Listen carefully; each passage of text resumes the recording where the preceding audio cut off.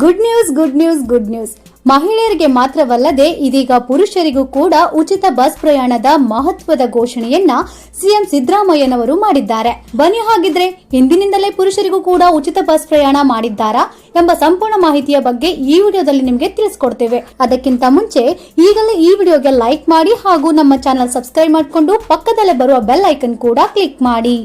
ಹೌದು, 2023ರ ವಿಧಾನಸಭಾ ಚುನಾವಣೆಯ ಸಂದರ್ಭದಲ್ಲಿ ರಾಜ್ಯ ಸರ್ಕಾರ ಪಂಚ ಗ್ಯಾರಂಟಿಗಳನ್ನ ಜಾರಿಗೊಳಿಸುವುದಾಗಿ ರಾಜ್ಯದ ಜನತೆಗೆ ಭರವಸೆಯನ್ನ ನೀಡಿತ್ತು. ಅದರಂತೆ ರಾಜ್ಯದಲ್ಲಿ ಕಾಂಗ್ರೆಸ್ ಭರ್ಜರಿ ಬಹುಮತ ಪಡೆದ ಬಳಿಕ ಸರ್ಕಾರ ರಚನೆಯ ನಂತರ ಹಂತ ಹಂತವಾಗಿ 5 ಗ್ಯಾರಂಟಿ ಯೋಜನೆಗಳನ್ನ ರಾಜ್ಯ ಕಾಂಗ್ರೆಸ್ ಸರ್ಕಾರ ಜಾರಿಗೊಳಿಸಿದೆ.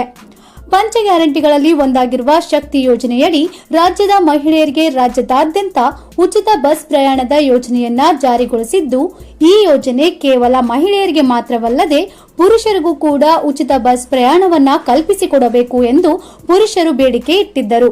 ಇದೀಗ ರಾಜ್ಯದ ಮಹಿಳೆಯರಿಗೆ ಮಾತ್ರವಲ್ಲದೆ ಪುರುಷರಿಗೂ ಉಚಿತ ಬಸ್ ಪ್ರಯಾಣದ ಬಗ್ಗೆ ಮಹತ್ವದ ಘೋಷಣೆಯೊಂದು ಹೊರಬಿದ್ದಿದೆ. ಈ ಕುರಿತು ಮುಖ್ಯಮಂತ್ರಿ ಸಿದ್ದರಾಮಯ್ಯ, ಆರ್ಥಿಕ ಸಲಹೆಗಾರ ಹಾಗೂ ಶಾಸಕರಾದ ಬಸವರಾಜ ರಾಯರೆಡ್ಡಿ ಅವರು ಕೊಪ್ಪಳದ ಯಲಬುರ್ಗಾದಲ್ಲಿ ನಡೆದ ಕಾರ್ಯಕ್ರಮವೊಂದರಲ್ಲಿ ಮಾತನಾಡಿ, ರಾಜ್ಯ ಸರ್ಕಾರ ಸದ್ಯ ಮಹಿಳೆಯರಿಗೆ ಉಚಿತ ಬಸ್ ಪ್ರಯಾಣ ಕಲ್ಪಿಸಿದೆ. ಆರ್ಥಿಕ ಪರಿಸ್ಥಿತಿ ಸುಧಾರಣೆಯಾದರೆ ರಾಜ್ಯದ ಗಂಡು ಮಕ್ಕಳಿಗೂ ಉಚಿತ ಬಸ್ ಪ್ರಯಾಣ ನೀಡಲಾಗುತ್ತದೆ ಎಂದು ಘೋಷಿಸಿದ್ದಾರೆ.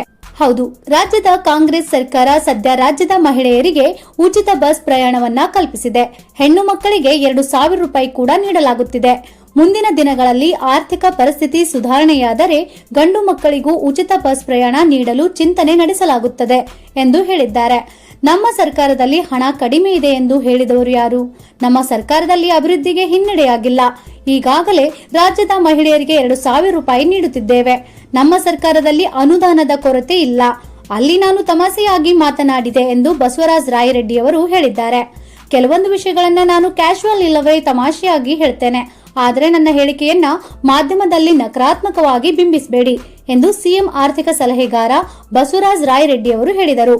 ಕೆಲವೊಂದು ವಿಷಯಗಳನ್ನ ನಾನು ತಮಾಷೆಯಾಗಿ ಮಾತನಾಡುವ ಸಂದರ್ಭವನ್ನ ಅರ್ಥ ಮಾಡಿಕೊಳ್ಳದೆ ನಕಾರಾತ್ಮಕವಾಗಿ ಬರೆದರೆ ಏನು ಮಾಡುವುದಕ್ಕೆ ಸಾಧ್ಯವಿಲ್ಲ. ಮುಂದಿನ ದಿನಗಳಲ್ಲಿ ಗ್ರಾಮೀಣ ರಸ್ತೆಗಳಿಗೆ ಆದ್ಯತೆ ನೀಡಲಾಗುವುದು. ನಮ್ಮ ಸರ್ಕಾರ ಇನ್ನು 3 ವರ್ಷ ಅಧಿಕಾರ ಅವಧಿ ಇದ್ದು ಸಿದ್ದರಾಮಯ್ಯನವರೇ ಸಿಎಂ ಆಗಿ ಮುಂದುವರಿಯಲಿದ್ದಾರೆ. ಈ ಬಗ್ಗೆ ಯಾರಿಗೂ ಅನುಮಾನ ಬೇಡ.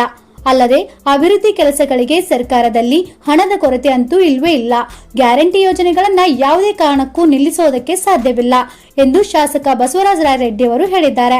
ನೋಡಿದ್ರಲ್ಲ, ರಾಜ್ಯದ ಆರ್ಥಿಕ ಪರಿಸ್ಥಿತಿ ಸುಧಾರಣೆಯಾದರೆ ರಾಜ್ಯದ ಗಂಡು ಮಕ್ಕಳಿಗೂ ಉಚಿತ ಬಸ್ ಪ್ರಯಾಣ ಘೋಷಿಸಲಾಗುತ್ತದೆ. ಇದರ ಬಗ್ಗೆ ನಿಮ್ಮ ಅನಿಸಿಕೆ ಮತ್ತು ಅಭಿಪ್ರಾಯವನ್ನ ಮರೆಯದೆ ನಮ್ಮ ಕಮೆಂಟ್ ಬಾಕ್ಸ್ ನಲ್ಲಿ ಕಮೆಂಟ್ ಮಾಡಿ ಹಾಗೂ ಈಗಲೇ ಈ ವಿಡಿಯೋನ ನಿಮ್ಮ ಸ್ನೇಹಿತರಿಗೆ ಹಾಗೂ ಸಂಬಂಧಿಕರಿಗೆ ಶೇರ್ ಮಾಡಿ ಅವರಿಗೂ ಈ ಮಾಹಿತಿಯನ್ನ ತಲುಪಿಸಿ. ಹಾಗಾಗಿ ಈ ವಿಡಿಯೋ ನಿಮಗೆ ಇಷ್ಟ ಆಗಿದ್ರೆ ಲೈಕ್ ಮಾಡಿ ಹಾಗೂ ಇನ್ನೂ ಇಂಥ ಹೆಚ್ಚಿನ ಮಾಹಿತಿ ಮತ್ತು ವಿಡಿಯೋಗಳಿಗಾಗಿ ತಪ್ಪದೆ ನಮ್ಮ ಚಾನೆಲ್ ಸಬ್ಸ್ಕ್ರೈಬ್ ಮಾಡ್ಕೊಳ್ಳಿ. Thank you for watching.